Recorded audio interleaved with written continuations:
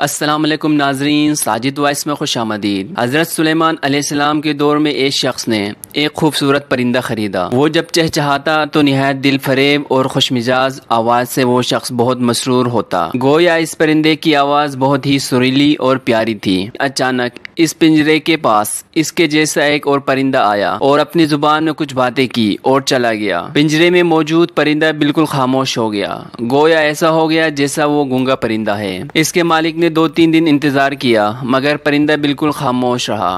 وہ شخص حضرت سلیمان علیہ السلام کے بارگاہ میں اس پرندے کو پنجرے سمیت لایا اور شکایت کی کہ یہ بہت مہنگا پرندہ خریدا تھا، اس کی آواز مجھے سرور کرتی تھی مگر اب نہ جانے کیا ہوا کہ بولتا ہی نہیں۔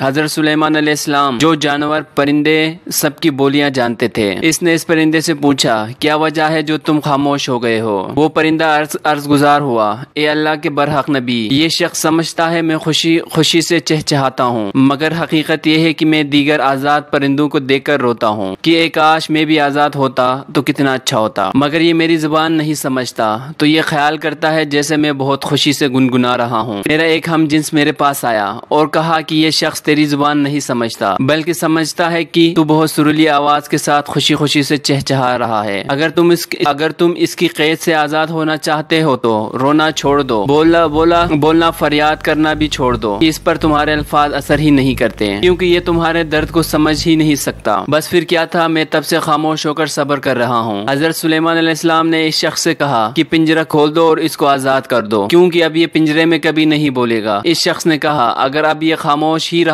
تو بلا وجہ اس کو رکھ کر میں کیا کروں؟ لہٰذا اس نے سلیمان علیہ السلام کی حکم کی ابتدا کرتے ہوئے پنجرہ کھول دیا۔ وہ پرندہ فوراً اڑ کر درخت کے شاخ پر بیٹھا اور اس شخص کو دیکھ کر کچھ چہچہا کر اڑ گیا۔ اس شخص نے حضرت سلیمان علیہ السلام سے عرض کی کہ یہ کیا کہہ کر گیا؟ آپ صلی اللہ علیہ وآلہ وسلم نے فرمایا کہ اس نے کہا کہ اگر تم بھی اپنے غموں اور مصائب سے آزاد ہونا چاہتے ہو تو خاموش ہو جا اور صبر کر، کسی سے کچھ شکایت نہ کرو، تجھے بھی ایک دن سارے غموں سے نجات مل جائے گی۔ تو لوگوں کو سناتا رہتا ہے مگر وہ بے احساس لوگ تیری زبان جانتے ہوئے بھی تیری بات نہیں سنتے۔